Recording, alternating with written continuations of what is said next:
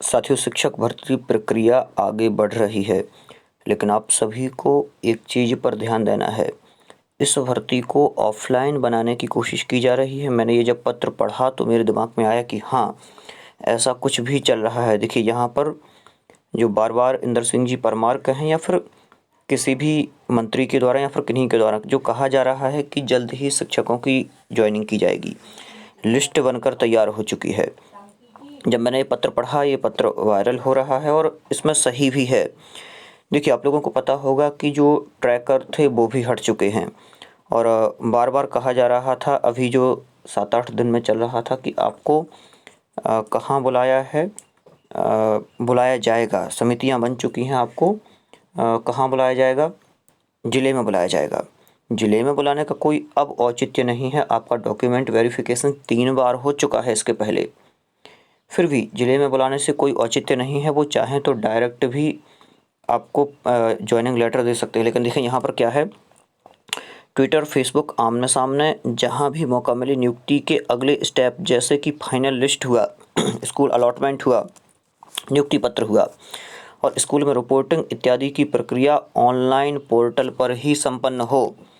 और यही हमारी मांग होनी चाहिए कि जो भी प्रक्रिया हो वो ऑफ़लाइन का रूप ना ले, ऑनलाइन प्रक्रिया ही चले, क्योंकि पिछले 1 सप्ताह का जो घटनाक्रम है उससे ये संभावना बन रही है कि ऑफ़लाइन और मनमाने तरीके से इस भर्ती को करने का प्रयास किया जा रहा है। और जो अपनी भर्ती में इस प्रकार के जो ट्रैकर चलते थे, वो ट्रैकर भी हटा लिए गए हैं।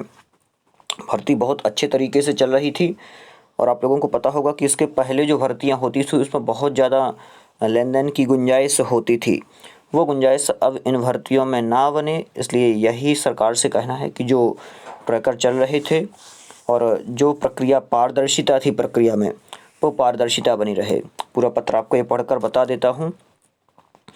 अब यदि ऑनलाइन लिस्ट और स्कूल अलॉटमेंट इत्यादि स्टेप बिना पोर्टल पर जारी किए नियुक्ति प्रक्रिया आगे बढ़ाई जा रही है, तो समझिए कि लंबा खेल होने वाला है।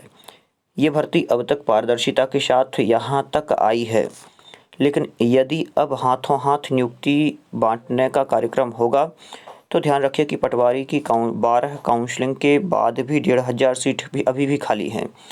जिला स्तर पर कई चहेतों को मनमाने तरीके से नौकरी प्रदान कर दी जाती है। आप इसका गणित लगा नहीं पाओगे कि कहाँ की सीट और कौन उठाकर ले गया और आपकी रैंक का महत्व कैसे ख़त्म हो गया। और आगे क्या कहा कि होने को यह भी हो सकता है कि एक ही सीट पर ऑफलाइन तरीके से 2 लोगों को नियुक्ति प्रदान की जाए, क्योंकि यहाँ कहानी तात्कालिक ट्रांसफ़र प्रक्रिया में सबके सामने आई है। मानसिक रूप से तैयार रहिए। हर तरह से ऑफलाइन प्रक्रिया को अस्वीकार करते हुए नियुक्ति प्रक्रिया को ऑनलाइन संपन्न कराने पर जोर दीजिए, अन्यथा बाद में छलावा हुआ या फिर ये कहें कि छला हुआ महसूस करेंगे। 20 सितंबर 2021 जैसी अव्यवस्था और ऑफलाइन नियुक्ति प्रक्रिया का हम विरोध करते हैं और संभाग में जब तक यह पारदर्शिता बरतने का निवेदन करते हैं। जो विभाग है, विभाग से अब तक जैसी पारदर्शी प्रक्रिया रही, वह पारदर्शिता बरतने का निवेदन करते हैं। भर्ती को कलंकित होने से बचाने के लिए यह एक चेतावनी ही है, क्योंकि पहले जो बीजेपी गवर्नमेंट है, इसी ने बहुत सारे आरोप लगाए थे चुनावी मुद्दा बना करके कि कांग्रेस सरकार में पैसे लेकर नियुक्तियां हुई हैं। तो वो कलंक अब इस गवर्नमेंट पर ना लगे, क्योंकि कोई कहने से नहीं चूकेगा और इस भर्ती को जल्द से जल्द संपन्न कराया जाए, जिससे कि जितना अभी बहुत ज़्यादा बेइज्जती गवर्नमेंट को सहन करनी पड़ी है, ये बेइज्जती सहन ना करनी पड़े। साथियों, आगे जो भी इससे संबंधित जानकारी मिलती है वो जानकारी आपको देने की कोशिश करेंगे।